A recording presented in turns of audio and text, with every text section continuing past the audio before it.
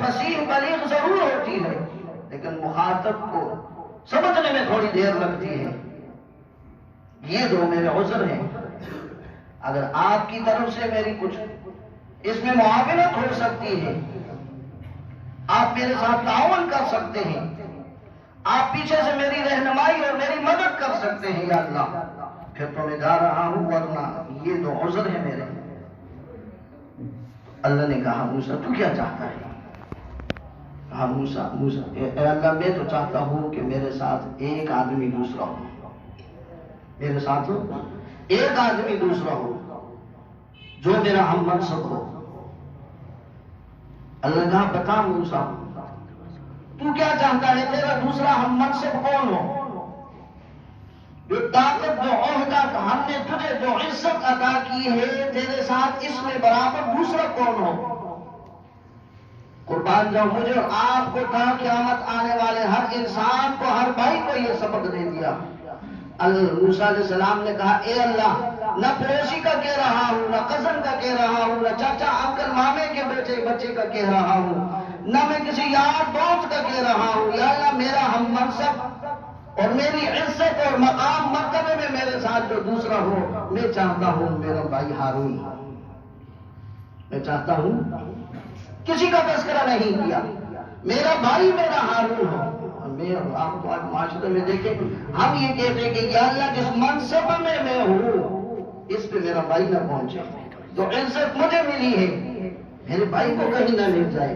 یا اللہ جس مرتبے پہ میں بیٹھا ہوں کہیں میرا بھائی میرے ساتھ شریک نہ ہو جائے، میری عزت کم ہو جائے گی۔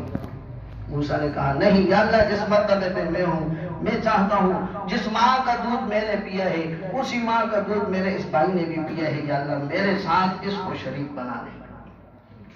اللہ نے آگے سے ایک بہترین جواب دیا۔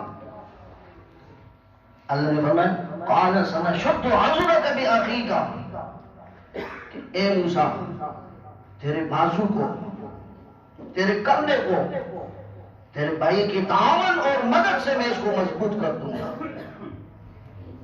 بھائی کو کیا کہا موسیٰ نے؟ اللہ نے کیا کہا؟ یہ تیرا بھائی جو ہے حقیقت میں تیرا بھائی نہیں، سنشد عضدک، یہ تیرا کندھا ہے، یہ تیرا بازو ہے، یہ تیرا سہارا ہے۔ جب تیرے بھائی کا ہاتھ تیرے کندھے پہ ہوگا، تیرے بازو پہ ہوگا، تیرے ساتھ سہارا بن کے جائے گا، وہ دو بھائی مل کے جب جائیں گے، اور مصر تو کیا، مصر میں بیٹھا ہوا خدائی کا دعوے دار فرعون، پوری طاقت اس کے سامنے رک نہیں سکے گی، ٹک نہیں سکے گی، بشرطے کہ بھائی دو ہوں اور دونوں میں اتفاق ہو، اتحاد ہو، محبت ہو۔ اے 57 ممالک کے مسلمانوں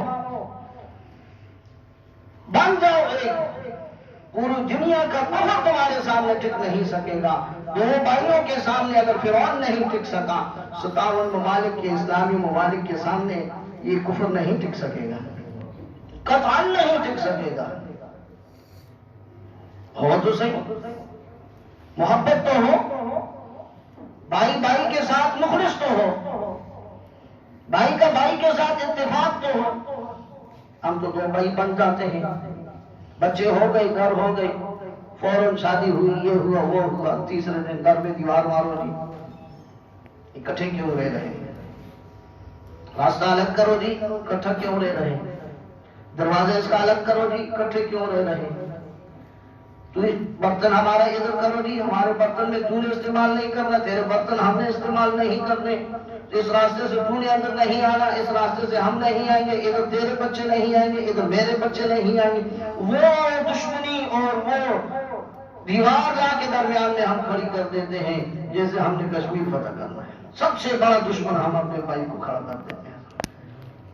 اللہ کہتے سنشد عضدک بأخیک موسیٰ، تیری کندھے کو، تیرے بازو کو تیرے بھائی سے میں مضبوط کر دوں گا۔ موسیٰ نے دوسری یہ کہا رد ان یصدقنی، کہ اللہ جب دشمن کے سامنے میں کھڑا ہوں گا، تیری توحید بیان کروں گا، وہ انکار کرے گا، میرا بھائی اقرار کرے گا، وہ انکار کرے گا، میرا بھائی اقرار کرے گا، ترجمان بن جائے گا۔ اللہ ہمیں قرآن کی سمجھ نصیب فرمائے۔ جس نے قرآن کو سمجھ لیا اس نے زندگی گزارنے کو سمجھ لیا۔